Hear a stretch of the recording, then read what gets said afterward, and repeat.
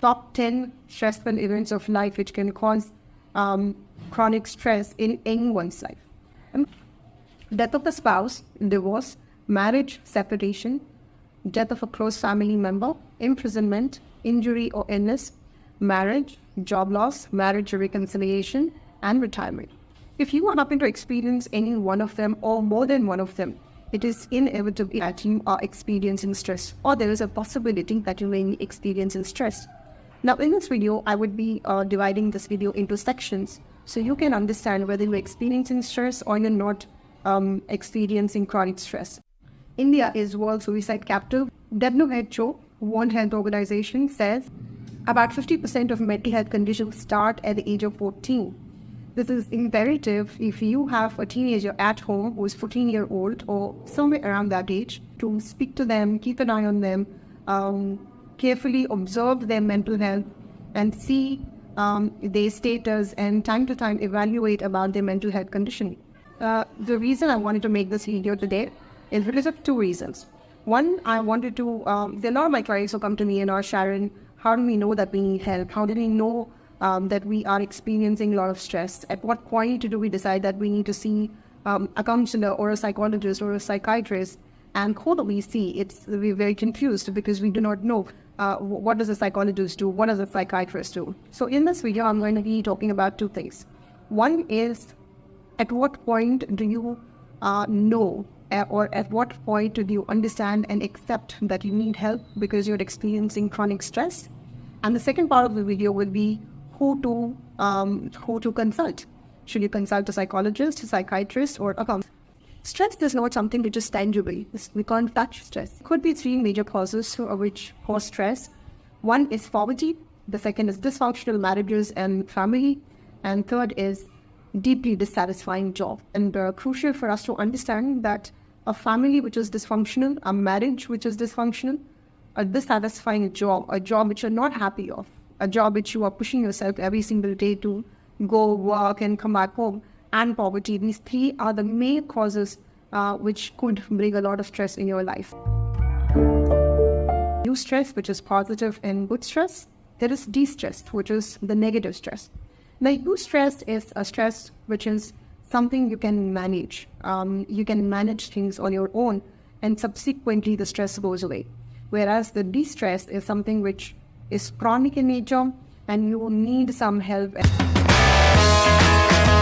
A person who has problems with memory, you must have noticed oftentimes people say that when you ask them to do something repeatedly, they say, I forgot to do this. Oh, I did not remember that. Seeing only the negative. Poor judgment. They are unable to make a good decision or good based on the judgment. Seeing only negative. People who have mental health issues, really you may have noticed, is that they only see the negative. They fail to focus on the positive. When a person is experiencing stress, they fail to see the positive side of things. They only see the negative. Let's say you have 9 things which are good and there's one which is bad. They'll say, this is bad. This is not right. This is the wrong thing. So they focus more on the negatives. They always have anxious and racing thoughts. You could see that they're always thinking about something. They're always pensive. You could see that on their face, and they are very worried. They constantly have thoughts which worry them. Something is going to happen. Something is there I'm worried about. Now, one of the pointers for you to identify that you really need help is when you are unable to execute your day-to-day routine work like you used to. So too much of anything is bad. Even too much of good could be bad. Unfortunately, these days a lot of deaths have been reported in the news of how young people, as young as people in their early 40s, even 30s, are dying because of excessive exercise, or could be certain things which they are doing excessively. Too much of stress in itself is bad, and too much of stress is chronic, and it can give you illness. No doubt it will give you illness, and it can also push you into depression and anxiety. A lot of people have different coping mechanisms. Though stress is inevitable, the way you cope with stress will help you deal with the stress. And then what happens is eventually you things cool down and you calm down with the stress. But what if it is not going away? You have very pensive thoughts. You have you're anxious all the time, you're worrying a lot. And if all these thoughts are with you, what is that again? Acknowledging what you're experiencing is one part of it. Deciding to do something about it is the second part of it. And that's exactly where psychologists, psychiatrists, they come into picture.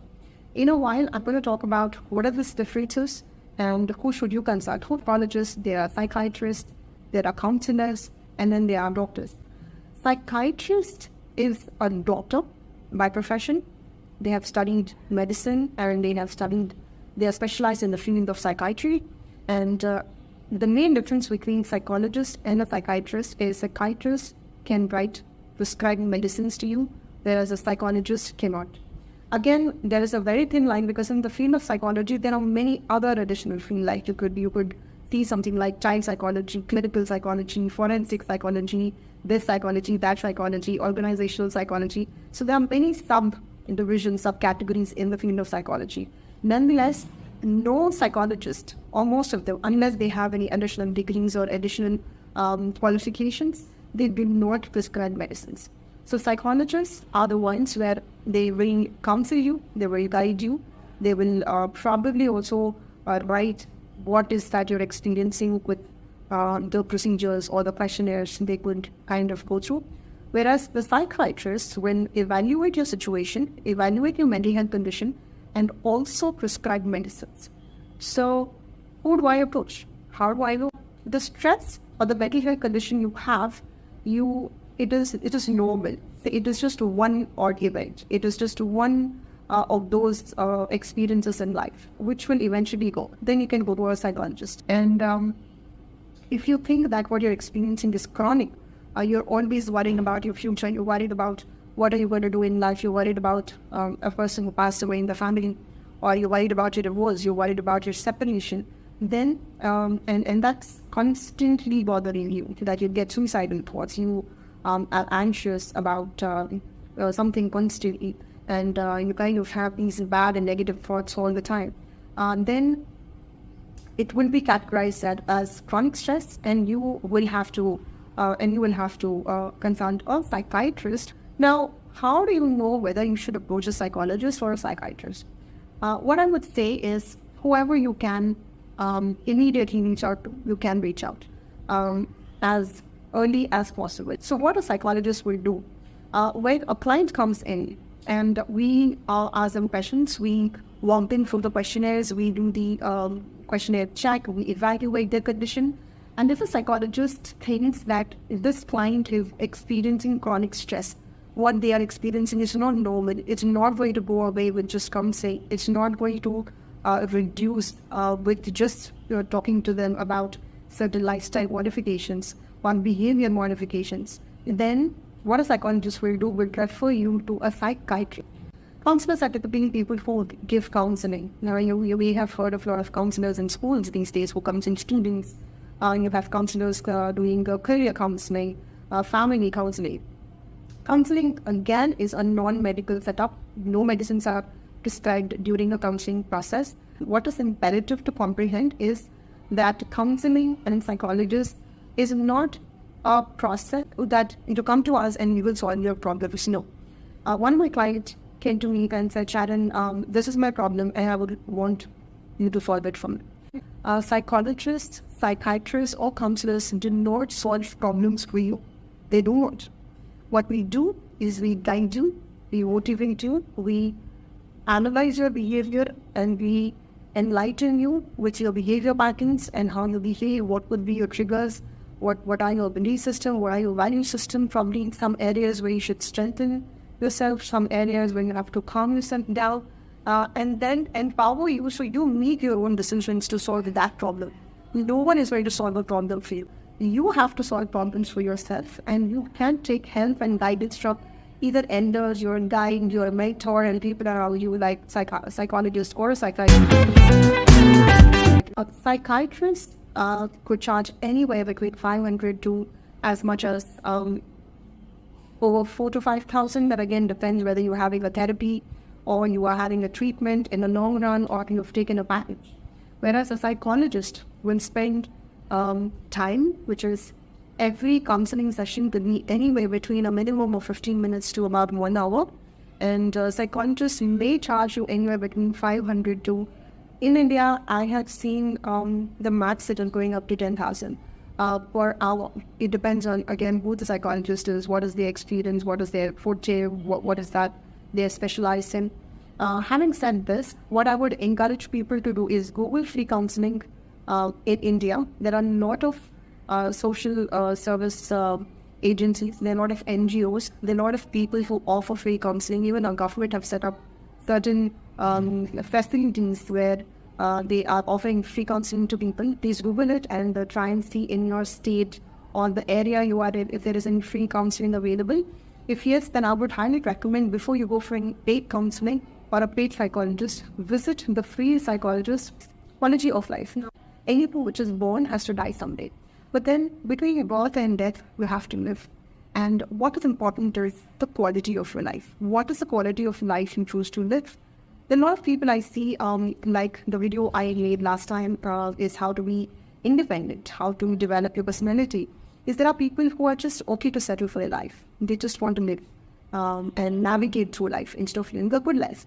There are people who have mental health conditions, people who are experiencing stress, or people who know that they have some problem and they are ready to work on it. In order for you to get the right results, you need to do the right actions. You need to take the right actions. Without taking the right actions, you cannot anticipate the right results.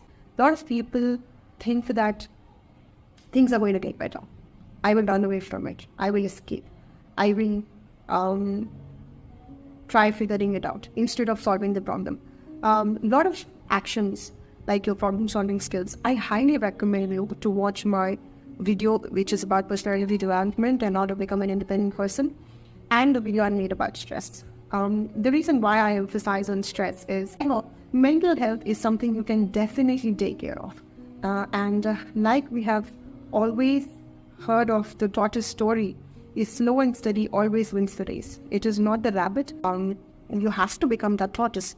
You have to take things slow, but be steady.